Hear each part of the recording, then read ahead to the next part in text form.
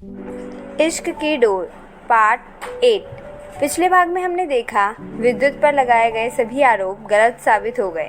अब आगे। Press conference के दिन जब अनय अपने फार्म हाउस में टीवी पर स्थिति की वो दमदार प्रेस कॉन्फ्रेंस देख रहा था जिसमें स्थिति ने पूरी सच्चाई सामने रख दी थी। फर्जी आर्टिकल, झूठे आरोप, सभी इल्जामों को सबूतों के साथ खारिज कर दिया था। विद्युत का नाम मीडिया, मेडिकल बोर्ड और पब्लिक के सामने साफ हो चुका था। अनय धीरे धीरे चैनल बदलता रहा पर हर चैनल पर वही न्यूज़ थी। डॉक्टर विद्युत पर लगे सभी आरोप झूठे साबित हुए। सबूतों ने दी सच्ची गवाही। अनय का चेहरा लाल हो गया था, उसकी आंखें गुस्से से जल रही थी। फिर एक जोरदार चीख के साथ उसने टेबल पर रखा रिमोट उठाया और दीवार पर दे मारा। फिर टीवी, लैपटॉप, फाइलें, कुर्सियां, सारा सामान तोड़ फोड़ कर दिया क्योंकि वो ये पलटवार बर्दाश्त नहीं कर पा रहा था। अनय चिल्लाते हुए कहता है, अब बहुत हो गया। अब जो होगा उसमें ना इंसानियत होगी, ना सीमा, ना पुलिस काम आएगी, ना कानून।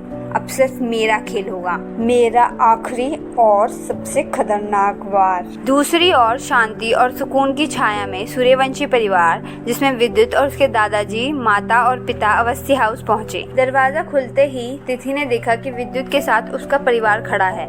उसके चेहरे पर हल्की मुस्कान आई, लेकिन दिल में बहुत सी भावनाएं एक साथ उमड़ने लगी।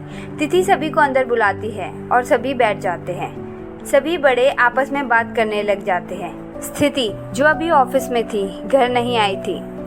वहीं विद्युत की माँ कहती है, हम तो बस शुक्रिया कहने आए हैं। स्थिति का हम पर बहुत बड़ा एहसान है। तिथि के दादाजी कहते हैं, नहीं बेटा, स्थिति ने जो किया वो बस उसका फर्ज था और जो लोग सच्चे होते हैं उनका साथ खुद महादेव देते हैं। तिथि की माँ कहती है, एहसान की कोई बात नहीं है।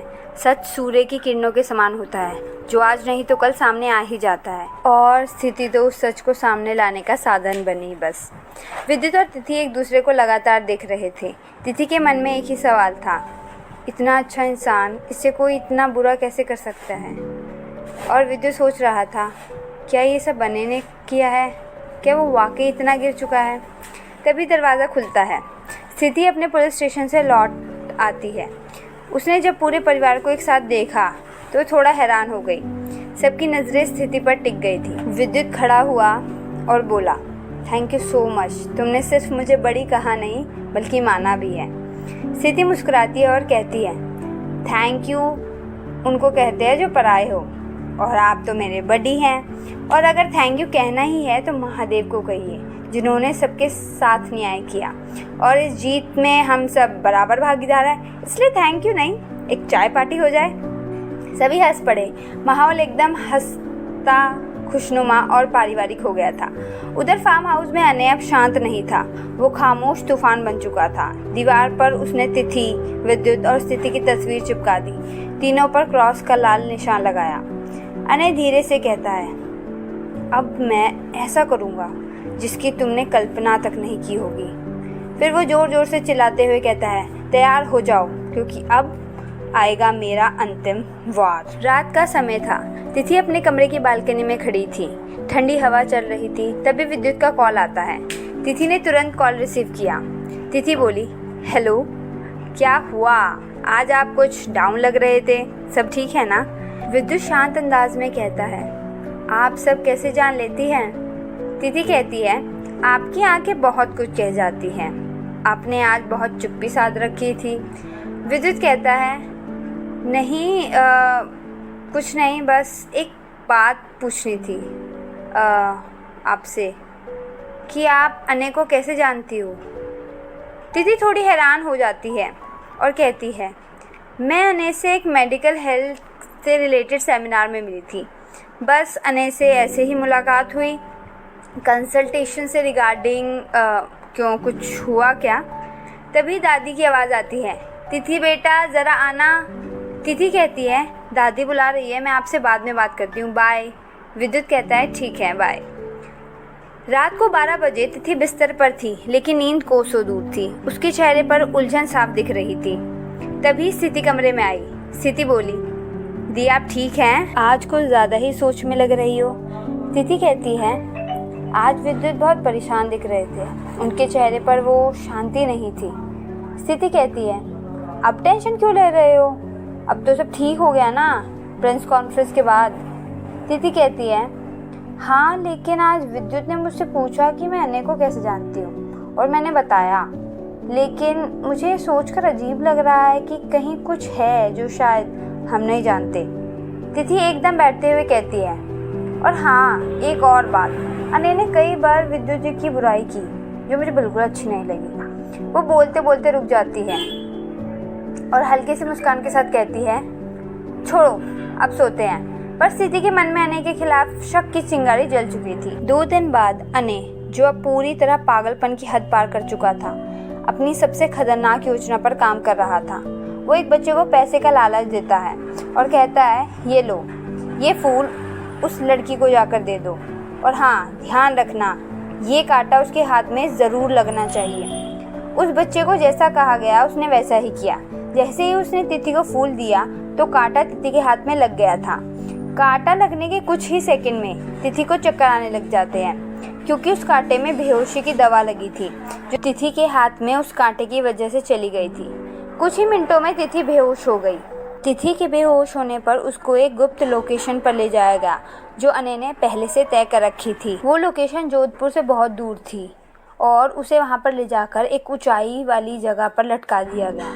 वहाँ उसने अपने गुंडों के साथ पूरी तैयारी कर ली थी। हर जगह हथियार, चारों ओर पहरा और खुद के हाथ में एक फुल लोडेड गन।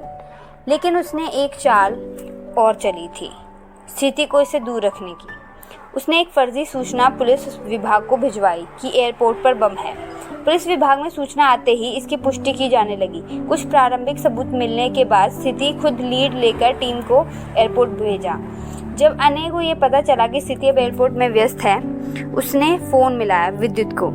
लेकिन जब फ़ोन उठाया गया तो वो फ़ोन विद्युत द्वारा नहीं बल्कि अद्विक द्वारा उठाया गया था, जो तिथि का चचेरा भाई था। कुछ दिन पहले तिथि ने ही अद्विक को कहा था विद्युत से मिलने के लिए, क्योंकि बच्चों से मिलकर स्ट्रेस कम होता है इसलिए। और विद्युत और अद्विक एक दूसरे को जानते भी थे। उसी वक्त संयोग से जब अनय का कॉल आया, विद्युत आइसक्रीम लेने गया था और उसका फ़ोन अद्विक के पास था। जैसे ही विद्युत का फ़ोन बजा तो अद्विक ने उठा लिया, लेकिन इससे पहले कि वो कुछ कहता, सामने से अनय बोलना शुरू कर देता है, ये ना जानते हुए कि जिससे वो बात कर रहा है वो विद्युत है भी या नहीं। अनय कहता है, हाय विद्युत, मेरे पुराने दोस्त, मुझे पता है तुम्हें अंदाज़ा हो गया होगा कि तुम्हारी रेपुटेशन गिराने वाला मैं ही था, और तुमने फिर भी किसी से कुछ नहीं कहा। Wow, love it. Oh, love से याद आया, तुम्हारा लव मेरे पास है। आई मीन किडनैप कर लिया है मैंने तुम्हारी तिथि जी का। अब गेम शुरू होता है। अलविदा डॉक्टर साहब। और कॉल कट हो गया।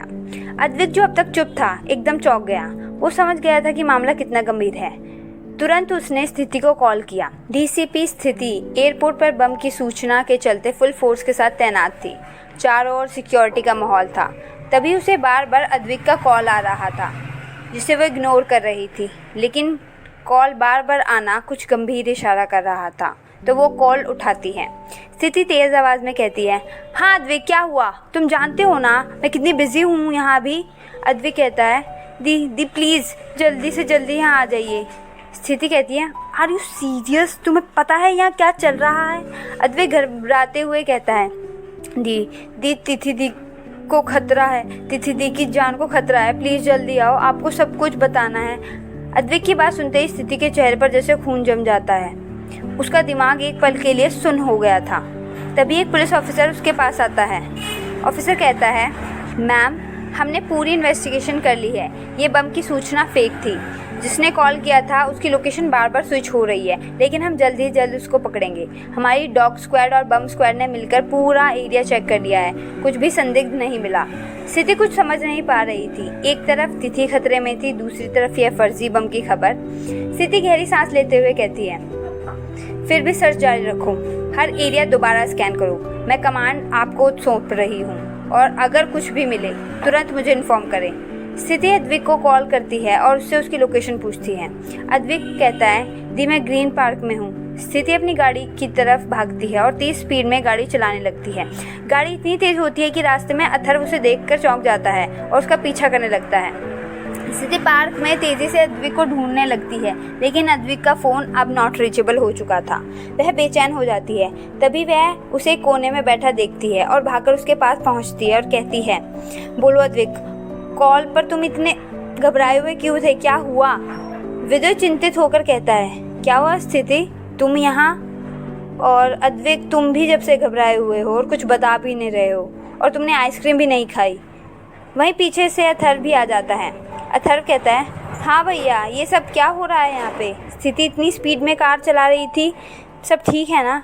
अद्विक कहता है, दी विद्युत भैया के फ़ोन मेरे पास था, क्योंकि वो आइसक्रीम लेने गए थे तो मैंने कॉल उठाया था।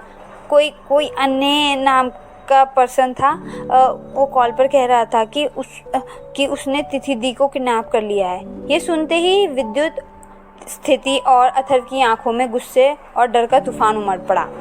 विद्युत कहता है, क्या? अनय ने तिथि को विद्युत तुरंत अपने फ़ोन से अनय को कॉल करता है। फ़ोन उठाते ही अनय की आवाज़ आती है। अनय हंसते हुए कहता है, ओहो, होश आ गया डॉक्टर साहब को। विद्युत गुस्से में चिल्लाते हुए कहता है, कहाँ है तिथि, बता दे, वरना तुझे मैं ऐसी मौत दूंगा जो तूने कभी सोची भी नहीं होगी। अनय व्यंग करते हुए कहता है, ओहो डॉक्टर साहब, इतना गुस्सा?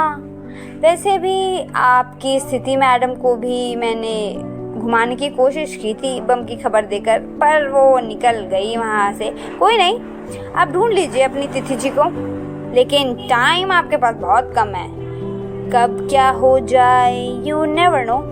इतना कहकर अनय फ़ोन काट देता है। विद्युत दोबारा कॉल करने की कोशिश करता है, लेकिन अब फ़ोन स्विच ऑफ आ रहा था। अद्विक घबरा कर कहता है, दी हम दीदी को कैसे ढूंढेंगे? स्थिति धैर्य और सख्ती से कहती है, पहले तुम घर जाओ और सुनो, ये बात किसी से मत कहना। अद्विक कहता है, नहीं दी, मैं आपके साथ चलूँगा। स्थिति उसका कंधा पकड़ते हुए कहती है, मुझ पर भरोसा है ना? तो घर जाओ, अभी तुम्हारी ज़रूरत घर पर है। अद्विक चुपचाप सहमति से सिर हिलाता है और वहाँ से निकल जाता है। अब तीनों, विद्युत, स्थिति और अथर्व, एक साइलेंट लेकिन आग से भरे मिशन की तैयारी में थे। आगे क्या होगा? कैसे ढूंढेंगे तिथि को? कैसे बचेंगे अनय के खतरनाक जाल से? क्या स्थिति का पुलिस अनुभव और विद्युत का धैर्य इस मिशन को कामयाब बनाएगा? जानने के लिए हमारे साथ बने रहिए।